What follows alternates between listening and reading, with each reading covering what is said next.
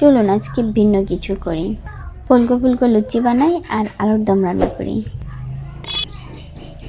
আলুর দম রান্না করার জন্য প্রথমে আমি এখানে কিছু আলু ধুয়ে সেদ্ধ করে ছিলে নিয়েছি। আর এই আলুগুলো কিন্তু আলুর দম রান্না করার জন্য একদম পারফেক্ট, ছোট ছোট কিউট কিউট আলু। এখন এই আলুগুলোকে আমি একটু হাতের সাহায্যে চেপে চেপে আধা ভাঙ্গা করে নেব, যাতে ভেতর পর্যন্ত খুব সুন্দরভাবে মশলাটা যায়। এমনিতে আরাম থাকলে তো ভেতরে মশলা যাবে না, এই কারণে আমি আধা ভাঙ্গা করে নিচ্ছি। তো দেখুন আলুগুলো কিন্তু আধা ভাঙ্গা করে নেওয়া হয়ে গেছে, মানে আলুগুলো রেডি। আর এইদিকে আমি কিছু আলুর সাথে মটরশুঁটি সেদ্ধ করে নিয়েছি, এগুলো আমি আলুর দমের ভিতরে দিব। লুকটাই কিন্তু চেঞ্জ হয়ে যাবে আলুর দমের। এখন আমি চুলায় চলে যাব। চুলায় একটা প্যান বসিয়ে দিয়েছি, তেল দিয়ে একটু গরম করে এখন এখানে আমি কিছু জিরা ফোড়ন দিয়ে দিচ্ছি। এরপর জিরাটাকে একটু ভেজে বাদামি কালার করে এখন এখানে আমি তেজপাতা, দারচিনি, এলাচ, লবঙ্গ এগুলো দিয়ে একটু ভেজে এখানে পেঁয়াজ মরিচ দিয়ে দেব। আগে থেকে পেঁয়াজ মরিচ কেটে রেখেছিলাম। কিছুটা পেঁয়াজ মরিচ দিয়ে এখন নেড়ে চেড়ে নিয়ে এখানে টমেটো দিয়ে দিব। টমেটো দেওয়ার কারণে আলুর দমের কিন্তু অনেক সুন্দর একটা কালার আসবে। এখন আমি ভালো করে নেড়ে চেড়ে পেঁয়াজটা বাদামি বর্ণের করে নিব।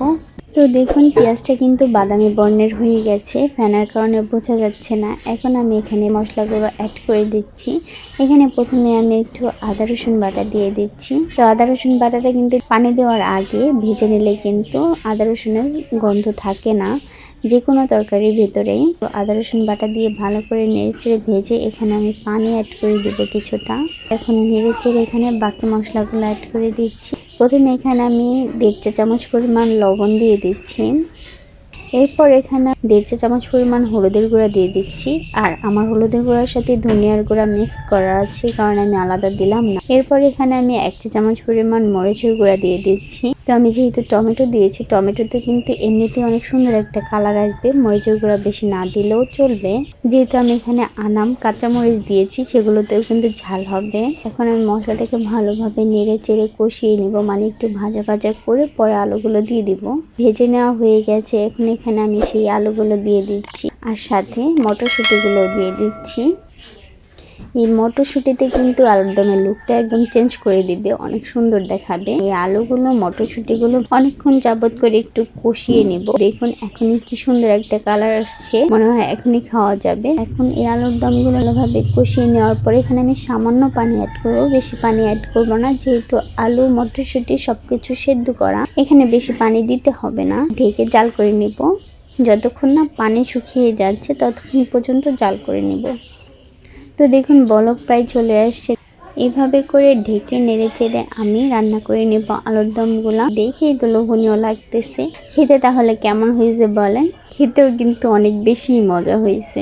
এখন এইদিকে পানিটা প্রায় শুকিয়ে আসছে, মানে আলুর দমগুলো প্রায় রেডি। এখন এখানে আমি কিছু জিরা গুঁড়া করে রেখেছিলাম, জিরার সাথে কালো গোলমরিচ ভেজে গুঁড়া করে নিয়েছি, সেটাও দিয়েছি। এটা অনেক সুন্দর একটা ফ্লেভার আসছে। এরপর এখানে আমি কিছুটা ম্যাগি মশলা অ্যাড করে দিয়েছি, এটাই কিন্তু অনেক সুন্দর একটা ফ্লেভার আসছে। এরপর এখানে আমি কিছু আরো মশলার পাতা কুচি করে নিয়েছি, ধনিয়ার পাতা বাসায় না, এই কারণে মশলার পাতাগুলো আমি কুচি করে দিয়ে দিয়েছি।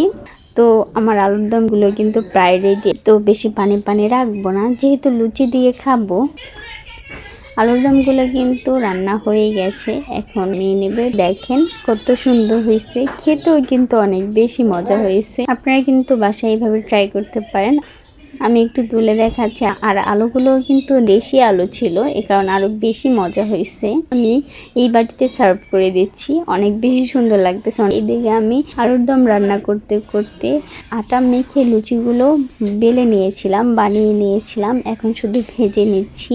এটার আর ভিডিও করে নেই, তবে আপনারা চাইলে আমি লুচির ভিডিও দিতে পারি। লুচিগুলো কিন্তু একদম ফুলে ফুলে অনেক সুন্দর হয়েছে। যে যারা ফুলকো ফুলকো লুচি বানাতে পারেন না, তারা অবশ্যই বলতে পারেন, লুচির রেসিপিটাও আমি দিয়ে দিব। তবে আজকে টাইম ছিল না, এই কারণে দিই নাই। সবগুলো লুচি ভেজে নেওয়া হয়ে গেছে, অনেক বেশি ইয়াম্মি হয়েছে খেতে। সন্ধ্যা ইফতার করার পর খেলাম, এত বেশি ভালো লাগছে। মানে ইফতারে অন্যান্য ডেজার্ট খেতে মাঝে মাঝে ভালোই লাগে, আপনারা বানিয়ে খেতে পারেন।